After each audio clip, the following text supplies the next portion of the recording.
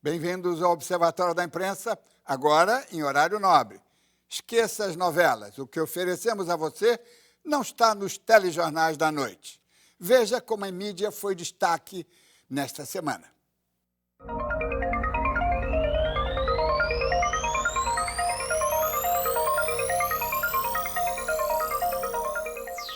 Vai acabar a era do jornalismo fiteiro e da arapongagem, explorada sem limites pela mídia. Pela primeira vez, um escândalo de grandes proporções nos bastidores do governo é denunciado pelo próprio governo. A Operação Porto Seguro, realizada de forma competente e exemplar pela Polícia Federal, estabelece o paradigma da legalidade na apuração de denúncias e escândalos. Há algum tempo, veículos jornalísticos deixaram de publicar fitas obtidas clandestinamente por terceiros. Mas essa entrada da Polícia Federal muda o quadro e obriga a imprensa a investigar antes de denunciar. Com a melhor das intenções e uma atuação altamente irresponsável, o apresentador José Luiz da Atena, da Band, assumiu as negociações ao vivo, em tempo real, com um sequestrador para a libertação de seus 2 reféns. Aconteceu na quarta, dia 28 da semana passada. Era uma briga de família. O sequestrador prendeu a mãe e a irmã e ameaçava matá-las com uma faca. O criminoso rendeu-se, felizmente, mas isso não nos impede de denunciar que este tipo de ação não é jornalismo. É o pior tipo de sensacionalismo que coloca em risco 2 vidas e deixa as autoridades policiais sem qualquer ação. Se a Band tivesse um ombudsman ou ouvidor, este comportamento já teria sido repudiado publicamente. Era sabido, mas nenhum dos 2 lados gostava de lembrar que a luta entre os Kirchner e o grupo de mídia Clarim é muito recente. Começou em 2007. Até então, os governos peronistas deram todo o apoio à expansão do poderoso império midiático argentino. Só agora, quando o tabloide resolveu criticar certas ações do governo, é que este lembrou-se de cortar as suas asinhas. Quem revelou os bastidores deste confronto foi a jornalista investigativa independente Graciela Moscovski, no livro recém-publicado no país vizinho, O Pecado Original. A repórter Silvia Colombo, da Folha, entrevistou no último domingo a corajosa jornalista argentina e colocou os pontos nos i. Uma festa para os olhos, banquete para a memória coletiva, acervo para a história do Rio e da imprensa brasileira. O livro Irineu Marinho, Imprensa e Cidade, de Maria Alice Rezende de Carvalho, é uma biografia, uma reportagem, um painel e um álbum de recortes dedicado ao fundador dos mais importantes vespertinos que já tivemos, A Noite e o Globo, e o artífice de um dos maiores grupos de mídia do planeta. Quando descendentes sabem lembrar os seus antepassados, a sociedade inteira é beneficiada.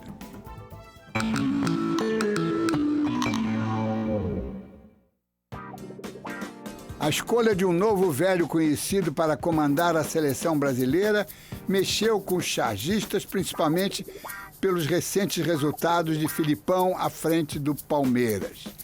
E Luiz Felipe Scolari já chegou dando caneladas. O pessoal do Banco do Brasil que o diga.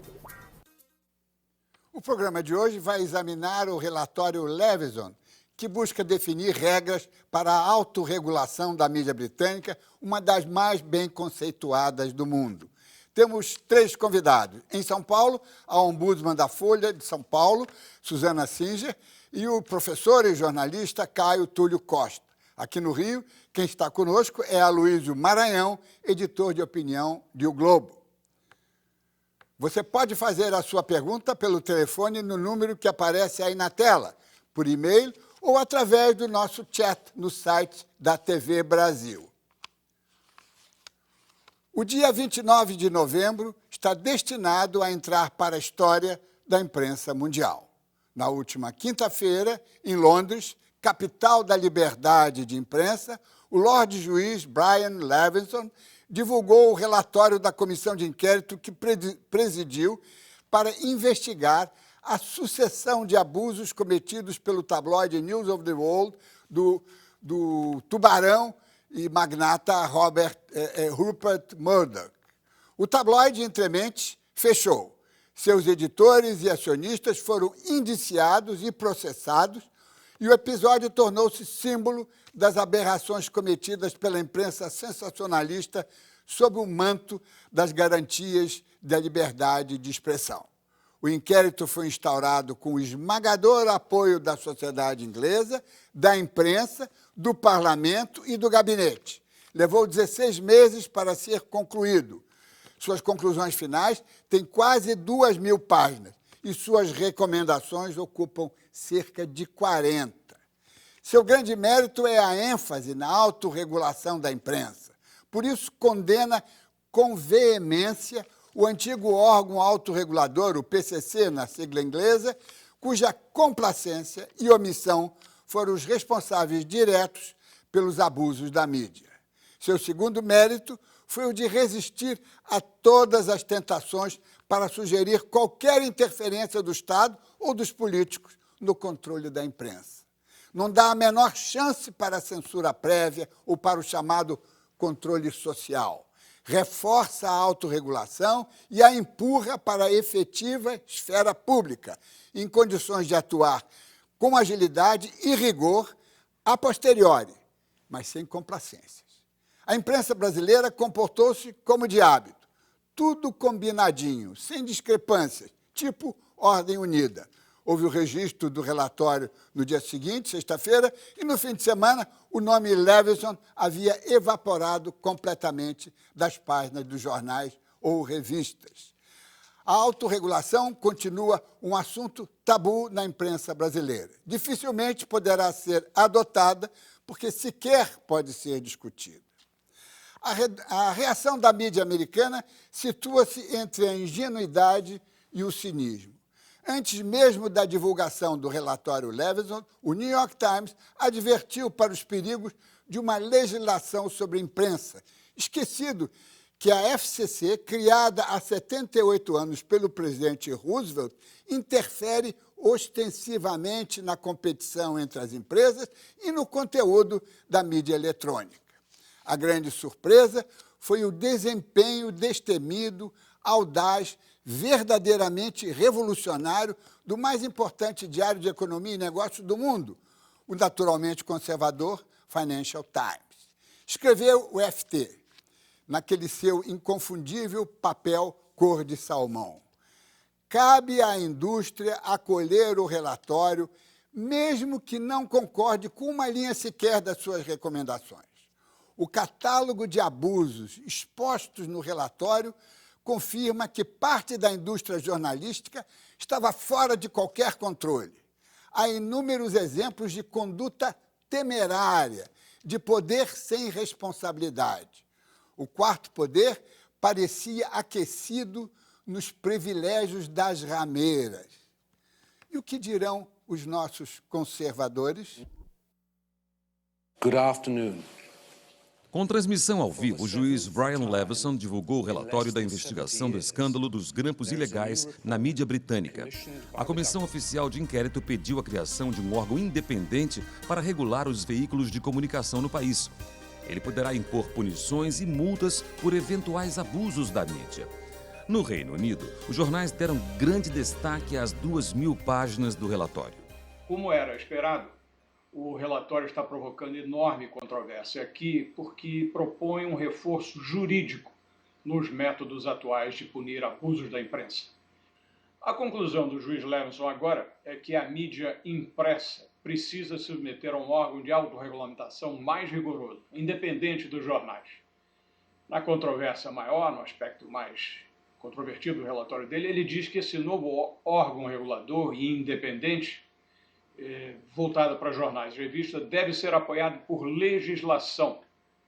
E uma legislação específica que lhe dê força para punir os abusos da imprensa, inclusive com multas que cheguem ao equivalente a 3 milhões de reais.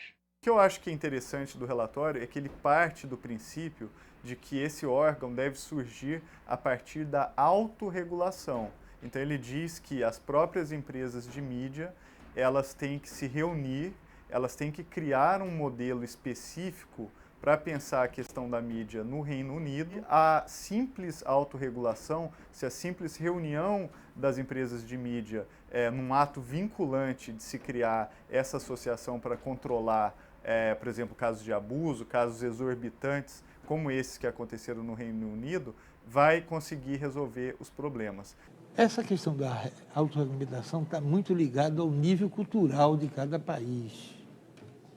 Em princípio, o que deveríamos desejar é que houvesse alguns consensos que não obrigassem a que houvesse uma legislação. A regra no mundo não é essa. Dos 191 países da ONU, Estados Unidos e Inglaterra têm esboços de lei que não chegam a ser lei. Fora disso, só o Brasil não tem. Portanto, 188 dos 191 países têm lei de imprensa. É razoável imaginar que uma democracia pode conviver bem com uma lei de imprensa. O inquérito Leveson foi motivado pela descoberta das escutas realizadas pelos jornais de Rupert Murdoch. Eles foram responsáveis por grampear telefonemas de pessoas comuns e de celebridades que foram utilizados em reportagens de tabloides como o News of the World. O ator Hugh Grant, que foi vítima dos grampos, fez campanha pela regulação da imprensa. O assunto entrou em debate no parlamento, porém, o primeiro-ministro anunciou que não concorda com o relatório e vai encaminhar um novo projeto de lei.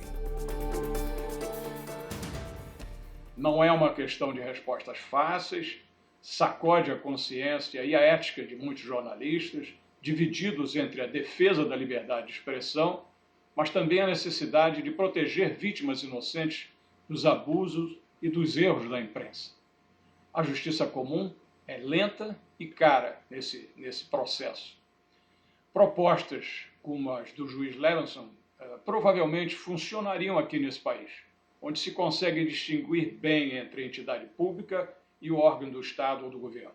A BBC, por exemplo, é uma emissora pública não estatal, funciona dessa forma. No Brasil, tenho dúvidas se as leis para a imprensa não acabariam virando censura. Eu acho que o debate sobre a mídia no Brasil, ele tem que principalmente identificar questões muito pragmáticas, muito específicas, que podem ser, por exemplo, levantadas a partir de agora, e a partir da discussão dessas questões, como aconteceu no caso da Inglaterra, pensar um arcabouço mais geral sobre o que pode ser feito com relação à mídia. Podemos conversar sobre uma regulamentação democrática da mídia, sim, mas esse momento é péssimo, porque qualquer tentativa de fazer isso, no indeterminado cidadão comum, sugere que é mais uma vez as elites políticas tentando estabelecer mordaças à imprensa, o que é um desastre para a economia. Então, são dois temas conexos. Eu acho que a gente tem que definir com muita clareza. Esse momento é um momento muito ruim para discutir a tese do controle democrático dos meios de comunicação. Aloysio Maranhão, eu quero pegar aqui o gancho do que disse o jurista e foi presidente do Conselho de Comunicação, o primeiro mandato do Conselho de Comunicação Social, o Zé Paulo Cavalcante. Ele toca aí num ponto muito interessante, que esse é um momento muito delicado para discutir uma coisa dessa. E ele insinua também que provavelmente muita gente que seria a favor do relatório Leveson, neste momento, em função do que ocorre na Argentina, no Equador e em outros países, na Venezuela, preferem não tocar numa coisa que, em situações normais, valeria a pena até incentivar. Como é que você vê isso, como um analista político? Ô, Diniz, não é momento delicado, há temas delicados. E, no caso até desse tema no Brasil, nem delicado é, porque você tem uma decisão do Supremo que revogou o entulho democrático da lei de imprensa herdada da ditadura e que estabeleceu, de uma maneira indiscutível, de que é uma cláusula pétrea a liberdade de expressão e pronto. Então, o tema pode ser delicado, mas nós temos uma decisão tomada e é em cima dessa decisão que devemos discutir, sim, e sempre discutir, por que não, independentemente da Argentina ou não. A questão da autorregulamentação... Esse é o ponto. Eu acho que você está pessimista demais com a nossa autorregulamentação. Nós já avançamos muito no Brasil. Você sabe, recentemente houve uma grande discussão no âmbito da Associação Nacional de Jornais e chegou-se a um consenso de que o ANJ, como entidade, ela não deve ser, não pode, não tem a vocação, o escopo de ser o que foi o PCC ou o CONAR na publicidade, indevido. E que a autorregulamentação, até como diz o termo, cabe a cada um dos veículos. A partir, no caso, os associados NJ, a partir de diretrizes e os veículos que se autorregulamentem. Agora, evidentemente, há veículos mais avançados e outros menos avançados. Eu acho que isso não deve assustar ninguém. Olhando o caso inglês, quando a autorregulamentação não funcionou, funcionou a polícia e a justiça, como deve ser. Não nos esqueçamos, não há impunidade na Inglaterra, no News of the World, o pessoal de um jornalismo de baixíssima qualidade ética. Foram para o xadrez. Então, acho que é esse o processo, sim. Tomando o ponto que levantou o nosso Cílio Bocaneira. No nosso caso, falar em legislação, independentemente de decisão do Supremo Tribunal, porque essa decisão, eu acho que elimina até a discussão de legislação, porque alguém irá ao Supremo, arguirá essa legislação e ela cairá. Então, é perda de tempo. Agora, no caso de uma legislação específica, se na Inglaterra há quem tenha dúvidas e que tema um retorno ao século XVII, que dirá aqui com a nossa cultura ainda autoritária de um Estado muito pesado, nós estamos aprendendo a conviver democraticamente. Suzana Singer, você é atual ombudsman da Folha, lida vorazmente e admirada por todos os que defendem um mínimo de autorregulação ou de discussão, não é? Como é que você vê a função do ombudsman? Quer dizer, só temos dois, ao que me consta, dois ombudsman da imprensa, da mídia impressa no Brasil. É uma tentativa de autorregulação, ou pelo menos de disposição pública dos procedimentos jornalísticos. Como é que você vê essa sua função à luz do que o relatório Leveson tenta colocar isso em termos mais amplos? Eu acho que nesse primeiro ponto, ainda no Brasil, a gente tem muito que avançar. Apesar de haver essa recomendação da NJ, como você falou, só 2 veículos impressos têm ombudsman. E aí não deveria, ombudsman não precisa ser só de jornal, né? Pode ser de televisão, rádio, deveria existir uma figura como essa em todo órgão de comunicação.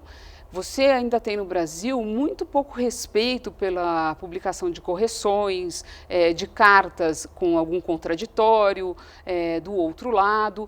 Eu acho que, e se não me engano, inclusive no inquérito, uma das recomendações é a criação de ombudsmans lá, sendo que na imprensa inglesa tem muito mais do que no Brasil.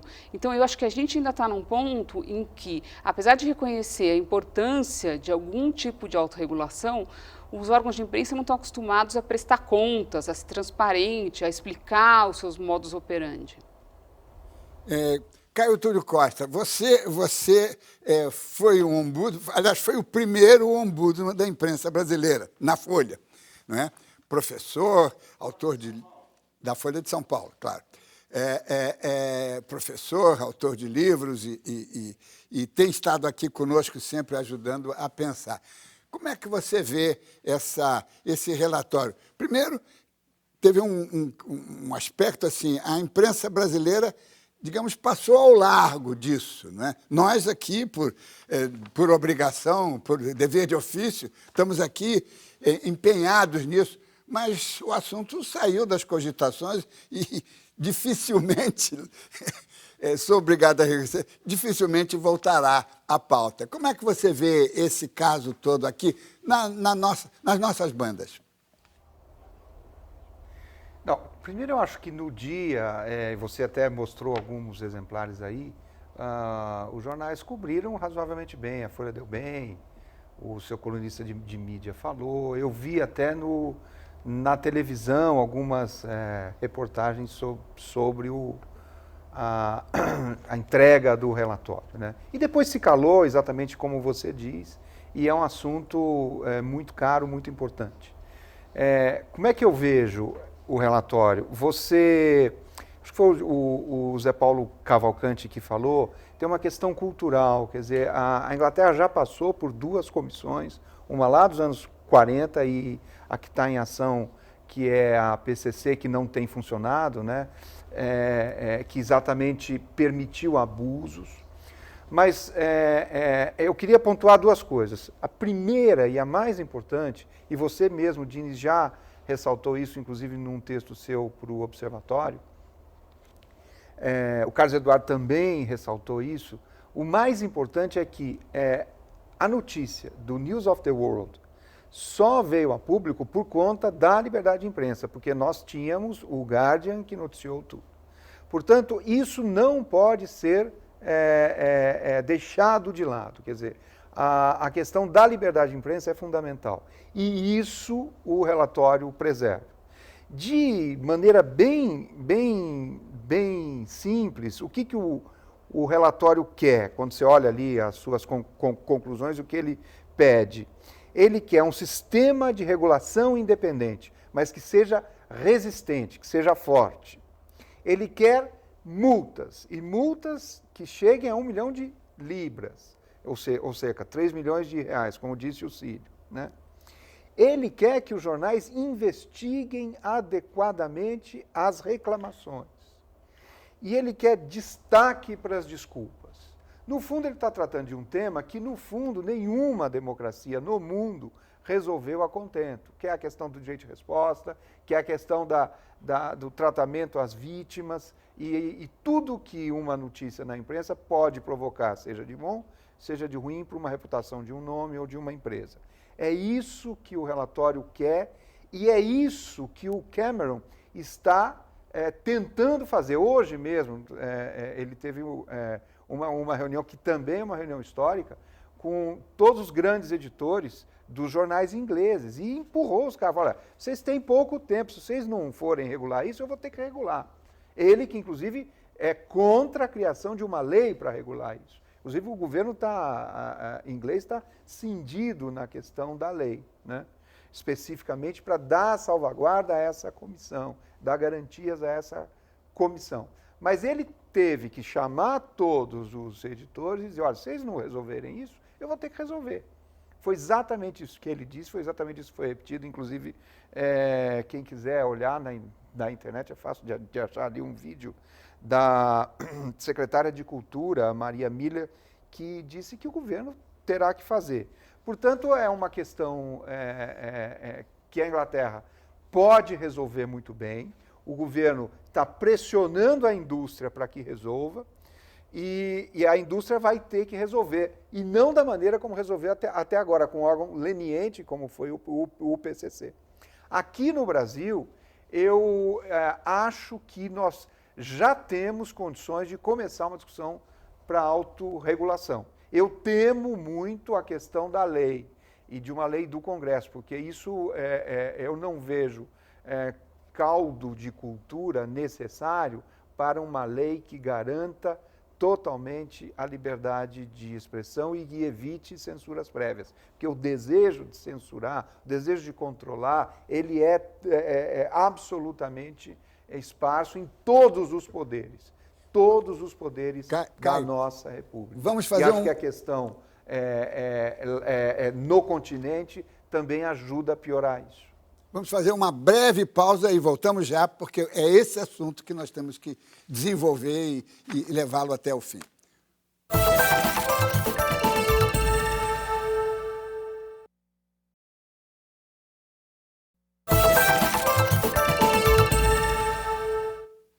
Nesta edição do Observatório da Imprensa, estamos revivendo a sucessão de abusos cometidos pela mídia inglesa em 2010 e 2011. Por coincidência, o relatório Leveson, que foi divulgado na quinta-feira, numa data histórica. Há 368 anos, quase 4 séculos, na mesma Londres, o poeta John Milton leu perante o mesmo parlamento um panfleto com título em grego, Areopagítica, onde clamava pela liberdade de imprimir. A partir daquele momento, as tipografias não precisariam mais de ser licenciadas. O projeto do juiz Leveson é uma sequência natural e lógica da conclamação de John Milton. Um pediu a liberdade irrestrita, o outro pede a contrapartida, com idêntico peso da responsabilidade. A Areopagítica foi publicada em português em 1810, no Correio Brasiliense, pelo patrono da imprensa brasileira, Hipólito da Costa.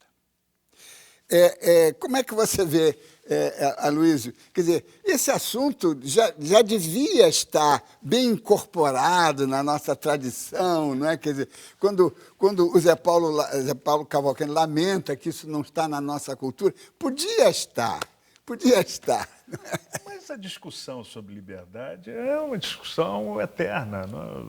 Mesmo nos Estados Unidos, o grande símbolo do regime democrático, há conflitos sérios, como já houve, de grandes veículos de imprensa e até pequenos, com o Estado.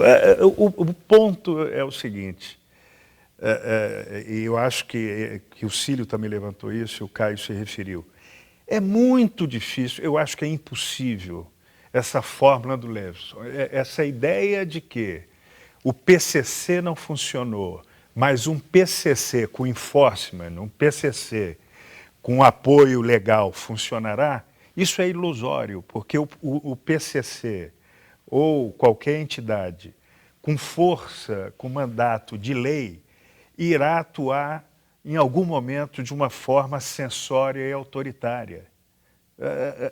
Ou censória seja, não, rigorosa, eu diria. Né? E haverá discussões fantásticas. Eu insisto, no caso do Brasil, isso é inconstitucional. Isso já está decidido. O artigo que nos dá a liberdade de expressão, nós, não a imprensa, a sociedade, porque a liberdade da sociedade não é regulamentável, que foi a tese do Miro que derrubou no Supremo. Deixa eu te trazer um caso que eu próprio citei aqui no início, o caso do Datena. Não é? Se houvesse um tipo de mecanismo autorregulador, sim, entidade, ou se as próprias empresas, se as emissoras tivessem os seus ombudsman com aquele mínimo de liberdade que teve o Caio Túlio quando ele começou, e tem a Suzana Singer continuando, essas coisas não aconteceriam uma vez e nunca mais, porque ia entrar na memória. Quer dizer, o que eu acho é que há uma indulgência generalizada e que nós, tudo bem, nós estamos distantes do John Milton e de uma série de coisas, mas nós não podemos ficar sempre a reboque, tão a reboque, não é? E aí eu quero puxar para a Suzana. Suzana, você vê a possibilidade de que as nossas emissoras de televisão tenham esse mecanismo que a Folha conseguiu já há algum tempo, né? Não tem uma conta exata, implantar e mantém isso com um culto religioso quase, né? Eu acho perfeitamente possível, acho necessário. O que é importante nesse caso do ouvidor ou ombudsman, que nome ele tenha, é de que ele seja, primeiro, independente, ele não responde a ninguém dentro da empresa, ele tem liberdade total de crítica, ele tem meios para receber as denúncias e ele tem que ter um veículo onde ele possa expressar sua opinião. Então, no caso do impresso, há uma coluna, eu tenho uma coluna diária, na televisão ele precisaria ter um programa, por menor que seja, semanal e tal, onde ele pudesse expor os problemas que chegaram até ele. Pois é. Agora, esse ambiente empresarial brasileiro é impermeável, não é? Quer dizer, é impermeável, não se consegue fazer com que os donos das empresas jornalísticas percebam que, para o bem deles, para que eles não fiquem com a pecha de irresponsáveis e não sei o quê, é que eles tenham um mínimo de abertura, de flexibilidade para fazer o que fez a Folha, não mais do que isso, né? Ô, Diniz, os grandes veículos, Folha, o Estado, as organizações Globo têm os princípios editoriais publicados em todos os sites do grupo, tem um conselho editorial que efetivamente se reúne toda semana, seriamente, se discute tudo, inclusive desvios nossos de conduta e desvios da mídia em geral. Não vamos, com todo respeito ao da Atena, nivelar a imprensa brasileira a programas de televisão popularescos, que é um problema. Agora, também não vamos desconsiderar a voz do telespectador, quer dizer, e do leitor, porque todos, não nos esqueçamos, quer dizer, a imprensa popular brasileira passou por uma mudança grande, porque aquela velha imprensa que se dizia que se dobrava e saía sangue, os leitores abandonaram. Não vamos menosprezar a capacidade e a acuidade de leitores, telespectadores e ouvintes. É isso que eu queria que o Caio se manifestasse. Caio, você acha que o telespectador, o ouvinte, o leitor, o acessador de internet, ele tem capacidade sozinha de fazer esses julgamentos ele tem a acuidade, ele tem a experiência, ele tem o senso de responsabilidade, ele está treinado para olhar o outro lado, como uma sociedade organizada como a inglesa é capaz de fazer? Não, eu acho que ele tem todos os elementos que a população sempre teve para opinar, para divergir, para concordar, como sempre teve, e o que ele tem hoje de forma diferente de antigamente ele tem poder de mídia, ele tem capacidade de expressar aquilo de uma maneira muito amplificada, usando aí um blog, uma rede social, um Twitter, enfim. Mas ele não está treinado para aquilo, ele não é um especialista naquilo, ele não estudou aquilo, ele não tem prática naquilo. Quem faz a notícia é quem está preparado tecnicamente para fazê-la. Então isso continua como sempre foi, com a diferença de que quem está preparado para fazer a notícia concorda com quem não está. Essa é a grande mudança, uma mudança extraordinária que está acontecendo e nós temos que lidar com ela. Mas o que eu acho mais importante, Diniz, é o seguinte: há um desejo de regulação. E essa regulação, mesmo que seja anticonstitucional, como disse muito bem o Aloysio, há um desejo fantástico de regulação. E se a indústria não se adiantar e se autorregular, seja do ponto de vista da televisão, das rádios e dos jornais e das revistas, ela vai ser passada para trás. Porque esse desejo é quase que uma obsessão, é uma coisa obsessiva, seja para taxar e cobrar impostos e aumentar os impostos, seja para regular tudo que for possível regular.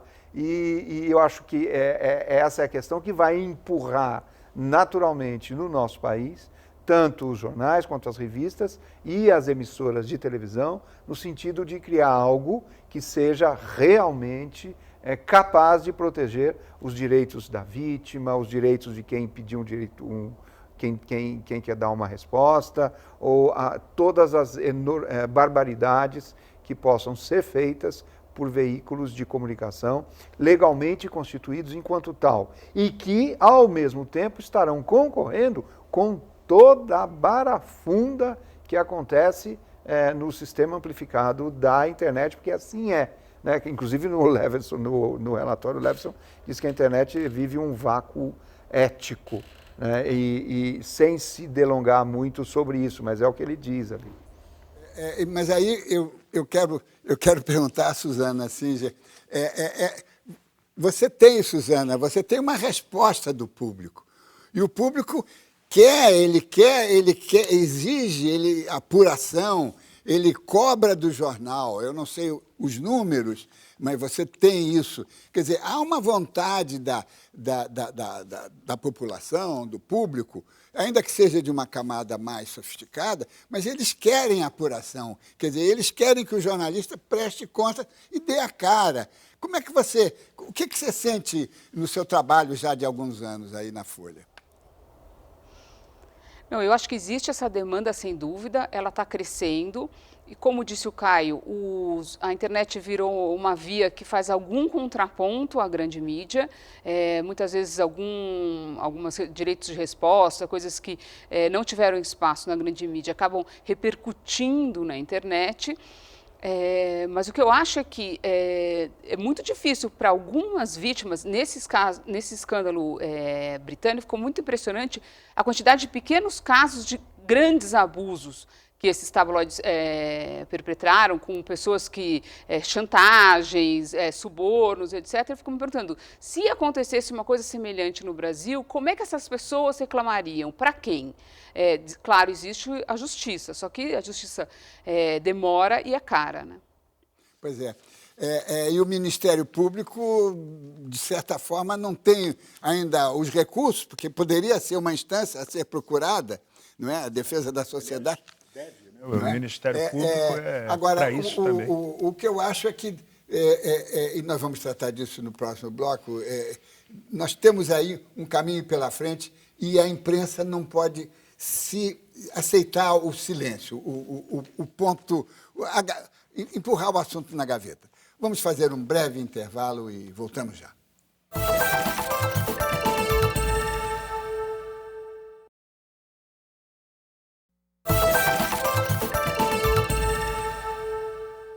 Voltamos com o último bloco do Observatório da Imprensa, que hoje analisa as iniciativas para o combate aos abusos cometidos pela mídia britânica e como algo semelhante poderia ou deveria ocorrer em nosso país.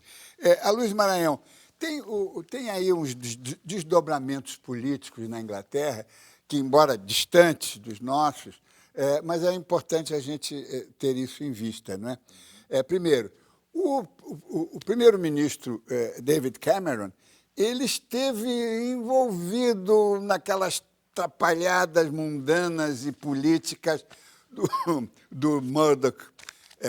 Então, ele conseguiu se safar razoavelmente. Agora que sai o relatório, ele praticamente assumiu o comando, tornou-se um paladino da liberdade de imprensa, oficializou um rompimento com os seus coligados, né, os liberais, né, que passaram-se para o lado dos trabalhistas.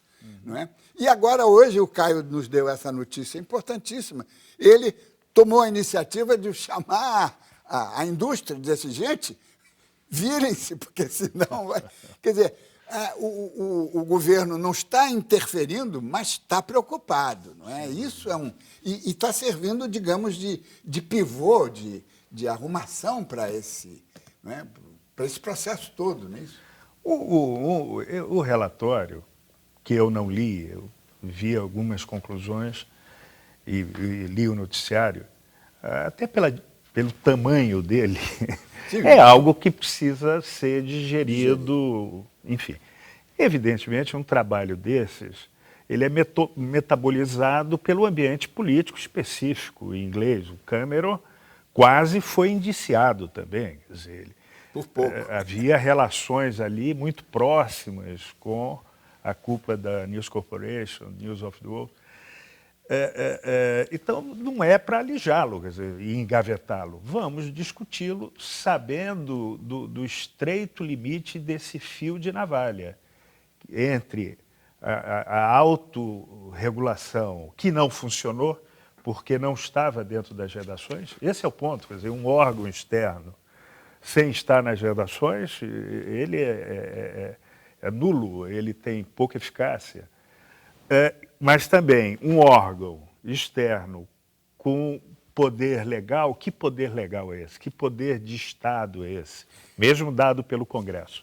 Enfim, então discutamos. Agora, rachas políticos em torno da questão também há no Brasil. Quer dizer, na base do governo Lula, vamos falar de Lula porque mudou com a Dilma, mas nunca transitou com grande facilidade o tal projeto de controle social da mídia. Então, é assim. E é bom que seja. Pois é. Caio Túlio, tem um nosso telespectador de São Paulo, São Paulo capital, Pedro Rocha. Ele pergunta, esse relatório terá possibilidade de gerar uma punição para jornalistas? O relatório não, mas o que ele pede, sem dúvida, terá, né? Não um poder, o poder, inclusive, de multar. O que o relatório recomenda é o seguinte, olha, reúnam-se aí, façam uma comissão independente. Nessa comissão pode ter um representante dos editores, da indústria, mas da maneira mais independente possível, porque quando foi só da indústria não funcionou, que era o PCC, e essa comissão é que vai criar os mecanismos para garantir todo o respeito à liberdade de imprensa, ao próprio leitor, e também punir os órgãos de comunicação. Se vai chegar na punição específica ao jornalista, o relatório não diz, e nem tem como dizer, porque o que ele recomenda é que seja feita uma comissão e que essa comissão leve em conta a relação dos jornalistas com políticos. Tem uma série de recomendações. A parte de recomendações é bastante grande, até você citou no início. O relatório não tem o poder de punir. Quem vai ter o poder de punir é essa comissão que o relatório pede que seja instaurada. E a punição maior, que eu acho que aí sim que a indústria aprende para valer, é quando tem a punição econômica, é quando tem a multa. É aí que a roda pega, né? Suzana, você lidando com esse problema no seu cotidiano, não é? O problema do corporativismo, quer dizer, o jornalista, ele não gosta de ser exposto, de ser cobrado publicamente. Ele se considera um deus onipotente e não contestado. Por outro lado, há uma camaradagem, uma confraria corporativa, né? Que sempre está, deixa para lá, não vamos, esse assunto já morreu, foi um lapso, não sei o quê. E assim o processo entre nós não tem andado. Como é que você vê essa? Você, evidentemente, sofre cobranças do jornal. Quando você cobra, os jornalistas reclamam de você. Como é que você vive nessa selva? Existe mesmo essa máxima, e é verdadeira, de que o jornalista adora criticar e não gosta de ser criticado. Isso é verdade para quase todas as profissões, especialmente para os jornalistas. Agora, eu só queria fazer um reparo à pergunta do telespectador, porque, claro, há responsabilidades individualizadas. Muitas vezes a ação errada, até a má conduta, é responsabilidade de um determinado jornalista. Mas os piores escândalos, os casos que levam mais à reflexão, são decisões coletivas. Muitas vezes, a maior parte das vezes, é uma decisão da redação, da direção. Mais importante do que fulanizar, esse sujeito fez isso errado, é entender como é que aquela redação estava funcionando. Isso no caso ali do News of the World era verdade. No caso da BBC, do escândalo lá do apresentador, também foi uma decisão ali de direção da empresa. E até num caso famoso, que é o caso do Jason Blair no New York Times, apesar de ser um repórter que inventava histórias e que mentia, chegou-se à conclusão de que a redação estava estruturada de uma forma em que esse tipo de mentira era publicada sem checagem suficiente. Aloysio, e você acha que, de novo, tem aqui estourando aqui uma outra pergunta agora do Pará, não é? Maria Batista, de Rondon, ela pergunta como punir jornalistas ou meios envolvidos em escândalos sem uma lei. Esse assunto é recorrente, quer dizer, é o que chega ao telespectador, ao público. Por exemplo, com demissão. É assim. Funciona assim. Não é preciso uma lei, quer dizer, se você tem uma governança bastante profissional de uma redação, erros individuais, dependendo da gravidade, punido com punição, punido com demissão. Mas aí Agora, há os erros coletivos e, de fato... exatamente, quando é uma decisão tomada pela direção. Aí você tem que espiar em público, como fez o New York Times, que fez uma auditoria externa do caso do Jason Blair e publicou quase um caderno, enfim. E expiação pública é assim que se faz. E aprendendo com os erros. Quer dizer, esse processo de tentativas e erros e de aprender com casos que, na verdade, eles se repetem. Quer dizer, pode acontecer nos Estados Unidos, pode acontecer no Rio, São Paulo. Há um nivelamento hoje, até pelas tecnologias que usamos. Claro. Todos, e trabalhamos com a mesma matéria-prima, que é opinião e informações, é expiação pública, não tem jeito. Você precisa ter estrutura para isso, né? E abertura cultural.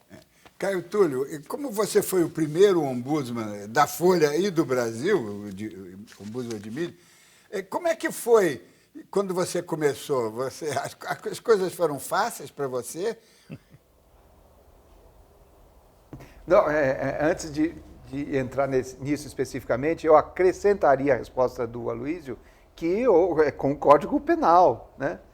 E a Justiça tem usado isso. É demorado, é lento, é complicado? Sim, é demorado, é lento, é complicado, mas nós temos leis que punem o jornalista se o jornalista comete um abuso e quando ele é julgado ele tem que ou pagar uma multa, ou se retratar, ou até ir preso, se for o caso, se for um crime, né?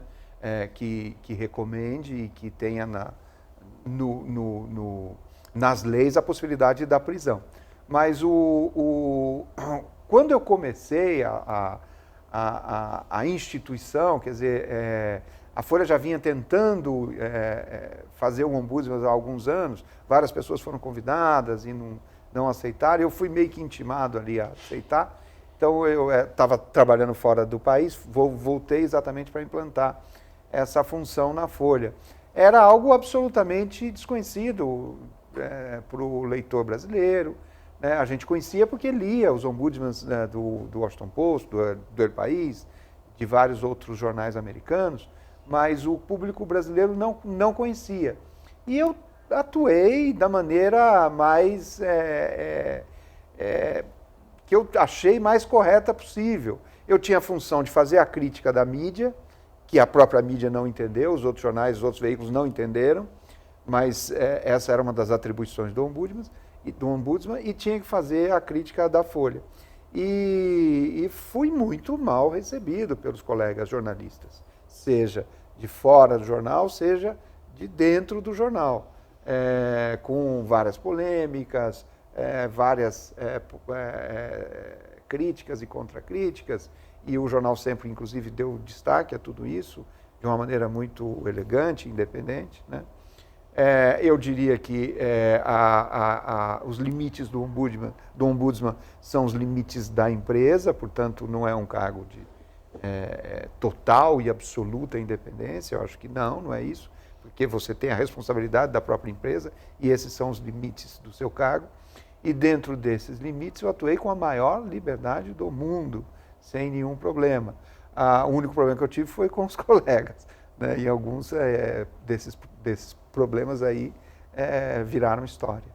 Perguntinha rápida, final para a Suzana Singer. Suzana, você acha que a imprensa brasileira está apta, preparada para dar um passo adiante? Quer dizer, o ombudsman já existe, é uma tradição da Folha. Estamos prontos para dar o salto adiante? Rapidamente. Eu acho que é uma questão de vontade de parar de ficar na defensiva, porque eu acho que essa discussão hoje em dia é uma discussão de surdos. De um lado fica se repetindo que é uma tentativa de censura e do outro lado é suposta democratização dos meios. Então é uma questão de parar de ficar na defensiva e aceitar dar um passo adiante. Chegamos ao final do programa. Quero agradecer a presença dos jornalistas Suzana Singer, Caio Túlio Costa e Aloysio Maranhão. E lembre-se, assistindo ao Observatório da Imprensa, pela TV, pelo rádio, pela internet, você nunca mais vai ler jornal do mesmo jeito. Uma boa noite.